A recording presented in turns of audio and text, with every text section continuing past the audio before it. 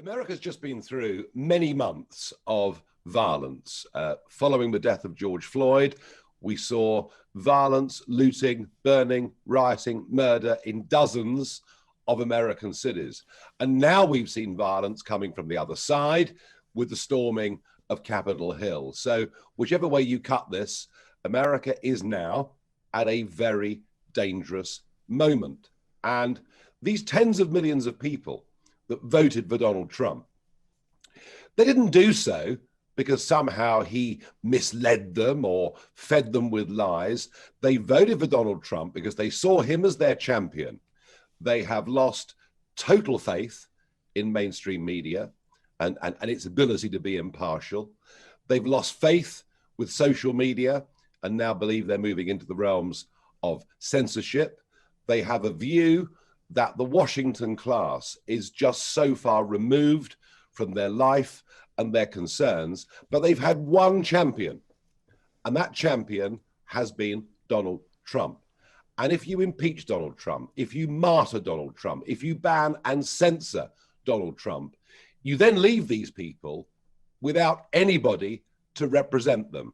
And that will be a lot more dangerous than Donald Trump standing for election and getting 74 million votes. And you may well find that what comes after Donald Trump is something very, very much worse. So I would make the point again that being magnanimous in victory is nearly always the right approach. And what I see from Pelosi downwards within the Democrats are a group of people filled with this sense of their own moral superiority, who are going to enrage and inflame the opinions of those tens of millions of passionate Donald Trump supporters. It is a huge error, in my opinion.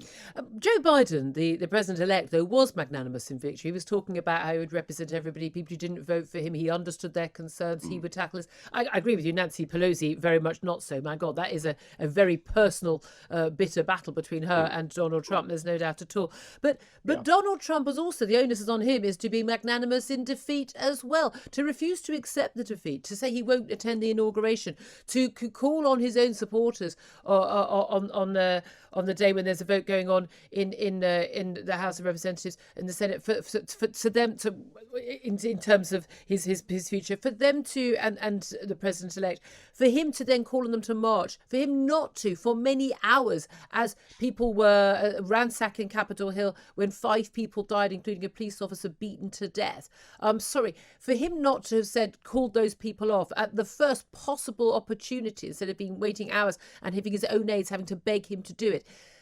Does that not show to you this is a man who is not only unfit for public office now, but has always been unfit for public office? Do you not regret endorsing? Well, I don't know about unfit for public office. I think as a man president, who does not accept who does not accept democratic votes is not fit for public office.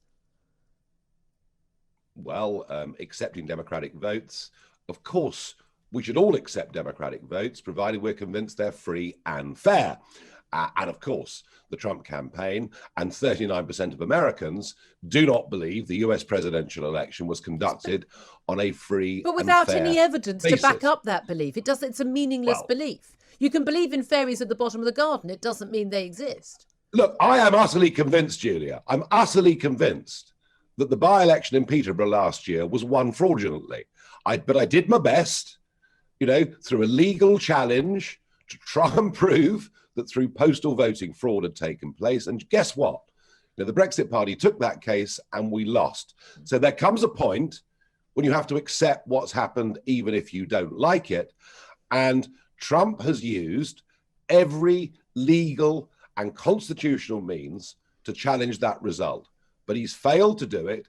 It's now over. He has now accepted that Biden is going to be the next president.